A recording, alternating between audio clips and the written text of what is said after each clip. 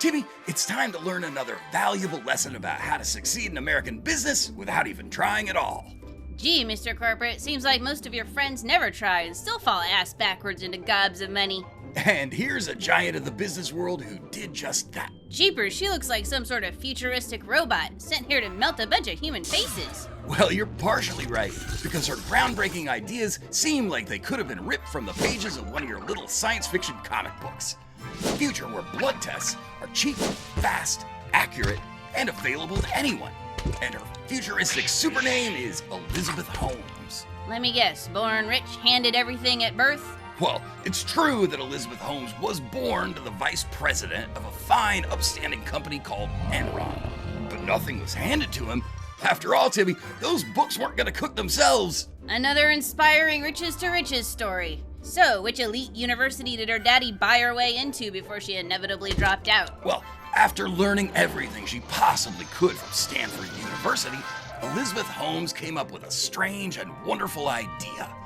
A wearable patch that could continuously test a patient's blood, adjusting medication as needed.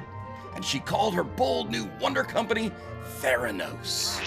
That sounds great, but it seems like the only ideas these rich idiots have usually end up screwing people over. Mother always said you were greedy. She meant it as a compliment. Well, screwing people over wasn't the only idea our ingenious Miss Holmes had. One of the first things this modern-day Wonder Lady accomplished was to create a persona. Is that where you make up a ridiculously fake voice? Like, "Hello there, Timmy. Let's drop out of college and rip people off for billions of dollars again." Yes? We've already done it. We've already done it. Anybody want a peanut? Yeah! Well, that's a fine start, but part of any good persona is how you present yourself. You'll want to dress in a style that's reminiscent of another successful corporate executive, a style that only many people will find to be incredibly creepy and off-putting. Wouldn't it take decades of research and development to come up with this blood testing patch, considering we have no expertise in the field? Well, no, because we're not really selling a product, we're selling the concept of a product. Well, that makes no sense. Now then, we'll need to raise millions and millions of dollars from investors to get our fledgling company off the ground. Leaping venture capital, Mr. Corporate. How many different lies will we have to tell to raise that kind of money? Surprisingly few. As they say in the business world, the bigger the lie, the bigger the profit. No job is too big, no fee is too big. Is that really a saying? Well, it is now. But won't people want us to show our work like Teacher Makes Me do? You're talking about the academic world, Timmy. In the business world, the fact that these blood tests are useless shouldn't be too much of a concern, because there are always investors who are looking for something a little bit too good to be true. If there's a steady paycheck in it, I'll believe anything you say. Leaping irrational confidence. But what if somebody who knows how the science works learns what we're claiming we can do? Oh, sure. Some people in various medical laboratory fields, phlebotomists, science teachers, doctors, engineers, people who've read a book on or vaguely related to the subject, they may smell a rat, knowing this technology is too good to be true. But nobody will listen to them, Timmy, because they don't have any real money. Funny how that works. You see, if we run into trouble, we'll imagineer a system where a relatively small amount of blood, just a few drops should do, could be placed into a device no bigger than a bread box, returning those tests in minutes instead of days. Well, that sounds like something out of one of my little science fiction comic books.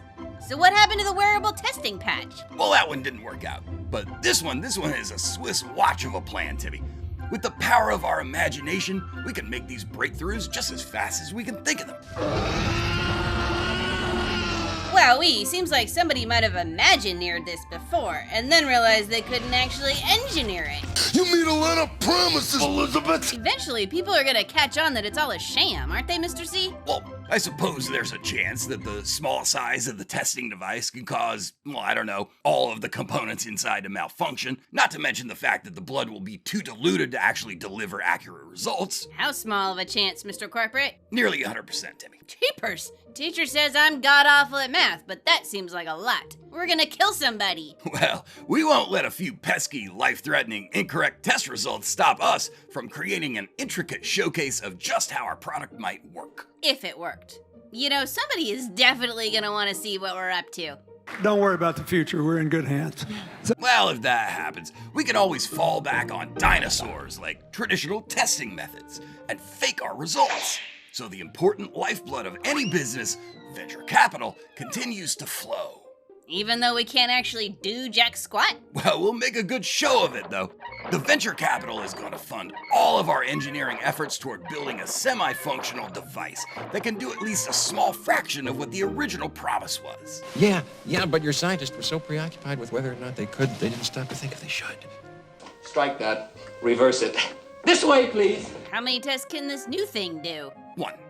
However, we'll simply force our engineers to work overtime in an attempt to up that number into the high single digits. This company is in a death spiral. Well, if our engineers feel like they're being overworked, we can always hire a second team and pit them against one another in a winner-take-all contest to see who continues to have a job. Second prize, a set of steak knives.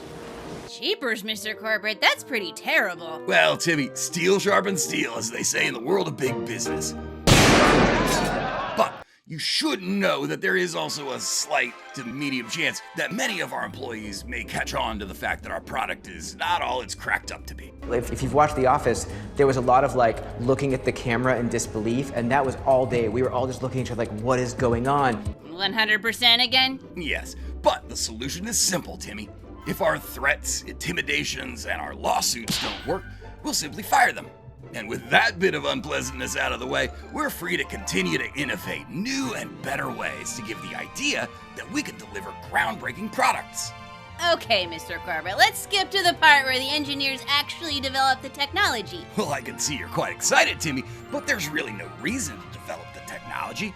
For you see, companies and investors are so desperate to get ahead, they'll be willing to sign on for billions of dollars worth of business that we can't actually deliver.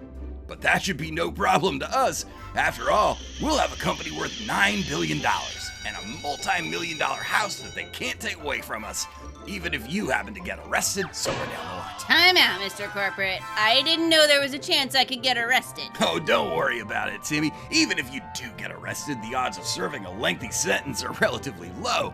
And you'll be able to squirrel away enough money to live comfortably for the rest of your life, even after you serve a couple of years in a minimum security prison. Wowee. But instead of retiring to Club Fed, why don't we actually try to make this work?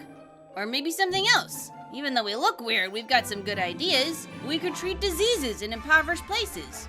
Build houses for people who need them. We could solve world hunger. We could make the world a better place, Mr. C. Why not try and do good for the world instead of just cheating? Because, Timmy, you don't get rich doing any of that nonsense. Well, that sucks.